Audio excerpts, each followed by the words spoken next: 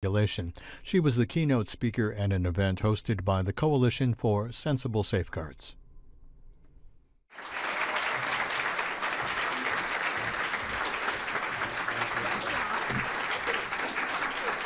Thank you. Thank you. It's good to be here with everybody this morning. Thank you. Thank you. So thank you to Rob, thank you to Public Citizen, and to the Coalition for Sensible Safeguards for organizing this symposium. You are leading a lot of tough fights on behalf of the American people, and I am glad to have this opportunity to stand shoulder to shoulder with you. Thank you for your work. It's important work. Let's talk about toasters. Back when I was a young mom in the 1970s, I liked to make toast for breakfast. And one morning, I popped a few pieces of bread into the toaster oven. I got busy then doing 6 other things and quickly forgot about the toast. So when I see smoke pouring out of the toaster oven, I grab the handle, pulled out the tray, and see 4 slices of bread that are on fire. I mean, as in flames leaping into the air. Always a quick thinker, I screamed and threw the thing toward the kitchen sink. Now, 3 of the pieces landed on the target. The 4th piece went high and set the cute little kitchen curtains on fire. I screamed again, and then I grabbed a cereal bowl and threw it at the burning curtains. The milk doused most of the fire, and I calmed down enough to realize that screaming and throwing things was probably not my best strategy. I grabbed a towel, I beat on the toaster until everything seemed quiet, let it cool down, and I unplugged it. Now, that may have been the year that I started so many kitchen fires that my daddy actually gave me a fire extinguisher for Christmas. But that says something about my skills, but I want you to think about toasters for a minute. Back then, our toaster oven had an on-off switch, and that was it. And on meant on, which meant it was possible to leave toast under that little broiler all day and all night until the food burned, the wiring melted, and the whole thing burst into flames. At some point, someone had the bright idea of adding a timer and an automatic shutoff. That simple change made it a whole lot harder for distracted mothers or for anyone else to leave the toaster running until it set the kitchen on fire. 30 years later, while I was working on an article about how the government could protect consumers from predatory financial companies, I thought about those old toaster ovens. By then, it was all but impossible to buy a toaster that had a 1 in 5 chance of bursting into flames and burning down your house. But by the 2000s, it was possible to refinance a home with a mortgage that had a 1 in 5 chance of costing a family their home and putting them out on the street. In fact, it wasn't just possible. Those mortgages were being sold and bursting into flames all across this country. So why the difference? Why the difference between toasters and mortgages? The United States government was the difference. Regulations were the difference. By 2007, the year I was writing this article, a government agency actually monitored toasters for basic safety. And if anyone tried to sell a toaster that had a tendency to burst into flames, there was an agency that would put a stop to it. In fact, government regulations ensured the basic safety of pretty much every product offered for sale. Agencies like the Consumer Product Safety Commission, the Food and Drug Administration, the Environmental Protection Agency worked to keep us safe. No lead paint in children's toys, no medicines laced with rat poison, no cars without functioning brakes, and no exploding toasters. But in 2007, there was no government agency that would stop the sale of exploding mortgages. After the financial crisis, we fought for a Consumer Financial Protection Bureau that would be a strong cop on the beat, making financial products safer. We fought And we won. Can we do a big round of applause over that? You gotta applaud when you win. And now I will reassure you that if you think that applauding for agencies makes you a nerd, think about this. That little agency has already put strong regulations in place on mortgages, on student loans, on credit cards, and it has forced big financial institutions to return more than $12 billion directly to the consumers they cheated. That's an agency that works for America. Now, as Rob alluded to, the agency is under attack now. The Trump administration and an army of lobbyists are determined to rig the game in their favor, to boost their own profits. The cost to the consumers be damned. But it's not just the CFPB that is under attack. In agency after agency across the federal government, powerful corporations and their Republican allies are working overtime to roll back basic rules that protect the rest of us. So why is this happening? Why favor the profits of Wall Street banks over the economic security of American families? The answer is pretty simple: corruption. Giant corporations and wealthy individuals are working in the shadows to make sure that government works for them, not for the people. To hide what they're doing, big corporations and Republicans here in Washington often claim that regulations are bad for our economy. They go on and on about how big government restricts freedom and makes it harder for businesses to succeed. That is a big, greasy bologna sandwich. In fact, a greasy bologna sandwich that has been left out in the sun so long that it has started to stink. Let's talk about real freedom. Freedom from being cheated by those who care about pumping up their own profits and don't care about you. Regulations are about setting the rules of the road, plain and simple. That's all they're about.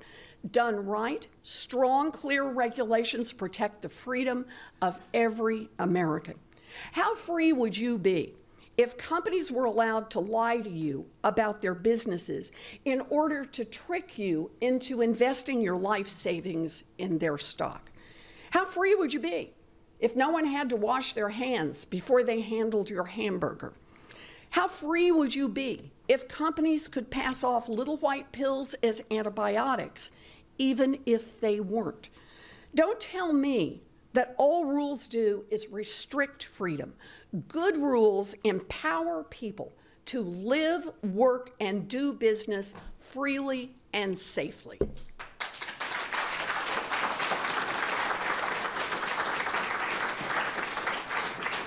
Regulations have three basic functions. First, they provide the basic framework that permits commerce to flourish, to ensure that we get what we've been promised, that a gallon of gas is really a gallon and not almost a gallon, that pills labeled as antibiotics really are antibiotics and they aren't contaminated with something else. We get what we're promised. Second, regulations keep thieves out of our pockets. Rules are how we make it illegal to steal your purse on Main Street or your pension on Wall Street. And third, regulations level the playing field for everyone competing for our business. Because of regulations, good companies that do right by their customers don't have to compete against cheaters. Competition shouldn't be about who can hide the nastiest and most profitable trick somewhere in the fine print. It should be about who offers the choices that consumers like best. That's good for customers, and it's good for upstart competitors who think that they have a better product to offer. So let me say this outright. Well-designed regulations allow for more freedom and more safety for each of us personally, more freedom and more opportunity for small businesses and startups, and more freedom and more security for workers who are building a future for their families, and more freedom for every business that is willing to compete straight up on the quality of its goods and services. The so-called war on regulation isn't about freedom. The war on regulations is waged on behalf of giant companies that don't want to follow any rules. So let's call it what it really is. It's a war on public health, a war on public safety, a war on truly free and competitive markets, a war on American workers, a war on American consumers. Republicans in Washington talk about regulations like it's some kind of uncontrollable Frankenstein's monster with an independent will all its own, a beast that will chew our bones. They use the word regulation like a magic incantation, a fearsome word that can be repeated 3 times to ward off the evil of big government. But American history tells a very different story about regulation. More than a century ago, the Industrial Revolution began to stir and factories sprouted up all around this country. Industrial Revolution radically altered the American economy, and it generated enormous wealth, but it also wreaked havoc on workers and their families. As industrialization spread across this country, families poured in from farms into the cities, only to land in workplaces that were monstrously unsafe. Wages were paltry and hours were grueling. Now, America's response to this was not to abandon the technological innovations and improvements of the Industrial Revolution. We didn't send everyone back to the farms. No, instead, we came together as a country, and through our government, we changed public policies to adapt to a changing economy. In other words, we adjusted the laws, the regulations, to keep much of the good and get rid of much of the bad. Over time, the list of new laws and regulations grew. A minimum wage, workplace safety, worker compensation, child labor laws, the 40-hour work week, the right to unionize. These protections set up guardrails so that giant corporations could no longer exploit workers just to boost their own profits. And in addition to protecting workers, America also took steps to protect our financial system. From colonial times until the early 1930s, America pretty much took the economic world the way it was. Booms and busts were just a part of the way that things worked, and there wasn't much we could do about it, sort of like the natural cycles of the moon. And those crashes hurt. Sure, they took down speculators, but they also took down farmers and small business owners and employees and millions of people who got swept away by massive economic forces that they could not control. And then the big one hit, the Great Depression.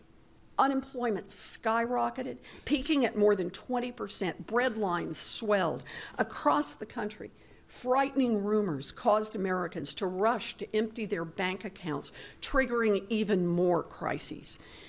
In the midst of this chaos, Franklin Roosevelt stepped in with a bold idea. We can do better. We can use regulation to end the boom and bust cycles, and that is exactly what he did. In the wake of the Great Depression, America put in place strong laws and rules that stabilized our financial system. FDIC insurance made it safe to put money in banks. The SEC was built to be a cop on the beat, not a cop on Main Street, a cop on Wall Street. And Glass-Steagall separated boring banking, checking accounts and savings accounts, from Wall Street risk-taking. For more than 50 years, half a century, those rules stayed in place and they worked. The devastating economic crashes were gone. Regulations brought us economic stability, and the financial services industry served the American people rather than the other way around. Regulations to protect workers, regulations to protect financial marketplaces and make them fairer. The GDP was climbing, and America's middle class was getting a huge share of all that growth. We were on a roll. And in the 1970s, environmental issues moved front and center, and the safety of American families came under review again. You know, this may be hard to believe for some people in this room, but back in the 1950s and 60s, big American cities were smothered with thick layers of nasty, dirty smog. People sucked down toxic chemicals on the way to work. Little kids breathed in dangerous substances on school playgrounds. Factory owners spewed their filth in the air and didn't care because they didn't pay the cost of pollution. The auto manufacturers weren't held responsible for tailpipe emissions from the cars they built. But the millions who suffered asthma attacks, developed lung cancer, and died from heart disease because of dirty air paid a terrible price. During one Thanksgiving week back in 1966, a severe smog crisis choked New York City, killing hundreds of people. Think about that. People demanded action, but big corporations pushed back hard. Big car makers said they would never be able to meet the deadlines to reduce emissions, that it would cost too much to adapt their vehicles, that they would go bankrupt. By the way, you notice they sound exactly like big corporate interests today that are fighting greenhouse gas restrictions. But people prevailed. The new Environmental Protection Agency was born. Congress passed the Clean Air Act, giving the EPA the authority to put in place strong new rules and clear deadlines to protect all of us. And the results? From 1970 to 2016, common air pollutants fell 73%. Today, the Clean Air Act saves more than 160,000 lives every year. 160,000 people. Our neighbors, our families, 160,000 people every single year. That's what good regulations can do. What America has accomplished through strong public-centered rules is a truly amazing story. So where are the cheerleaders? Where are the defenders of regulators who make sure that most of us don't work in factories where equipment could kill us or don't drive cars with defective brakes? Where are the parades and the special citations for the federal employees who make sure that cancer treatments really are cancer treatments and that the air is clean enough for our babies to breathe and grow and flourish? Where are the thank you op-eds and the national holiday to celebrate that infants are no longer strangled in poorly designed baby cribs and that airplanes rarely crash? What happened? How did those regulators and the regulations designed to protect American people become the enemy? The answer, once again, is not complex. The answer is corruption. By the 1980s, corporate giants who didn't want to follow the rules had a plan to fight back. They figured they could improve their profit margins by rolling back those rules, and the best way to do that was to control the rule makers. So they made political contributions, then lobbied those same elected officials to leash up the regulators.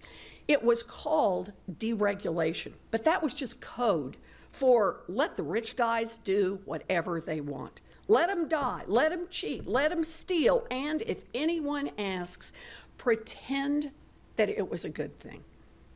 Now, does that sound a little bit harsh? Well, consider what happened in the financial services industry. Remember all those tough rules that FDR put in place after the Great Depression, the ones that worked to make our economy safer for half a century? When Reagan began his systematic campaign of deregulation, those rules came under attack, and they stayed under attack year after year after year, president after president, regardless of party. For decades, the Fed and other bank regulators just looked the other way as big financial institutions found new ways to trick their customers. The SEC was badly outgunned. Credit rating agencies signed off on the safety of pools of mortgages that were more like boxes of grenades with the pins already pulled out. And the wall between high-risk trading and boring banking was knocked down as Glass-Steagall was repealed. The result should have surprised exactly no one. After another boom in 2008, our economy came crashing to the ground, dragging along tens of millions of Americans who lost their homes, who lost their jobs, who lost their savings, who lost the very lives they had spent decades to build. 30 years of deregulation, a crash that nearly brought our economy to its knees, a recovery now that has left most Americans behind. And what is the Trump administration's answer? More deregulation. More deregulation. Make this government work better and better for the richest and the most powerful. Oh, sure. Back in 2016, candidate Trump made big promises. Promises to drain the swamp, promises to fight for working people, promises to ignore lobbyists, promises to stand up to Wall Street. Well, it is clear now that those promises were just part of the scam, a scam that has paid off handsomely for Wall Street, paid off handsomely for every corporation that can hire an army of lobbyists or drop big money at a nearby Trump hotel, paid off handsomely for every billionaire or corporate executive who has pocketed part of the $1.5 trillion tax giveaway. Paid off big time. But for American families, the payoff still hasn't arrived. And there's more payoff for big corporations as the Trump administration rolls back worker protections. The agenda? Take away overtime from pay from millions of workers. Delay rules to limit workers' exposure to chemicals that cause lung disease and cancer. Stack the National Labor Relations Board with people who have spent their careers busting unions. And how about the important environmental protections that protect the health of our families, the one we put in place to make sure that we can drink the water and breathe the air? Well, President Trump started by appointing Scott Pruitt to head the EPA. Corruption oozes out of his office. From wasting hundreds of thousands of taxpayer dollars to cutting deals to make himself rich to doing the bidding of the highest paid lobbyists. Consider clean water. The Clean Water Rule is designed to protect drinking water, but industry opposes the rule because it means they can't dump toxic chemicals in the water or spread toxic waste on ground where it might run into drinking water. And since industry doesn't like the Clean Water Rule, Scott Pruitt has come up with a plan for ending it. Or think about pesticides. 3 years ago, the EPA decided to ban a dangerous pesticide that puts our children at risk. But right after Scott Pruitt met with the CEO of Dow Chemical, the rule was gone. Or power. The Clean Power Plan is the biggest step we have taken to fight against climate change. But once Scott Pruitt met with executives from big coal, the EPA announced its plans to end the rule. In just over a year, the administration has worked to roll back more than 60 environmental rules, from revoking car emission standards to undercutting efforts to limit methane gas, in the name of deregulation. Pruitt has told corporations they can boost their profits by poisoning our waters, fouling our air, contaminating our food, and threatening the very planet we call home. All told, the Center for American Progress estimates that Pruitt's rollbacks will cost the American people about $260 billion a year. And some of those costs will be measured in hospital admissions and funeral bills. The same attitude permeates the Trump administration. Betsy DeVos, Secretary of Education, has delayed the rules to keep for-profit colleges from scamming students. Mick Mulvaney, controlling the Consumer Financial Protection Bureau, has rolled back the oversight of payday lenders. Ryan Zinke, Interior Secretary, has pushed to open up more offshore areas to risky oil and gas drilling. President Trump has even worked to weaken the Consumer Product Safety Commission, the agency that makes sure that toasters don't explode. He has nominated a new chair who has opposed safety protections for table saws and nominated a new commissioner who defended companies that knowingly sold all-terrain vehicles that tipped over and crushed children to death. I could keep going on, but these examples make one thing clear. President Trump and his team have embarked on an aggressive effort to kill the rules that protect the American people from corporate predators. Okay, now is the part where we need to state the obvious. No, I don't think every regulation is good. Sometimes regulators get it wrong. Sometimes old rules need updating. Sometimes rules should be eliminated outright. And the corruption of our rulemaking process now runs so deep that sometimes rules get perverted into government-sponsored protections for giant corporations instead of protection for the American people. And on this one, you don't have to tell me. One of the most significant regulatory rollbacks enacted by the current Congress eliminates a thicket of anti-competitive restrictions that reduce access and drive up the cost of hearing aids for millions of Americans. Now you might ask me, how do I know that? I know that because I wrote the bill to roll back the regulations. I worked with conservatives to advance it, and I got it signed into law by President Trump. Yeah. But these kinds of regulatory changes, the pro-competition, pro-consumer changes, they aren't what the Republicans' agenda is all about. No, the Republicans are working to insulate big corporations from accountability and responsibility. They are trying to make government work better and better for fewer and fewer people. This is a critical moment for our country. The Republicans control both Congress and the White House, and they are using their control to fulfill their corporate deregulatory agenda that promotes profits for executives and investors over the safety, security, and opportunity of everyone else. And yeah, that's pretty grim. But I am here today because I am an optimist. I am an optimist because I believe that change is possible. I know it is hard.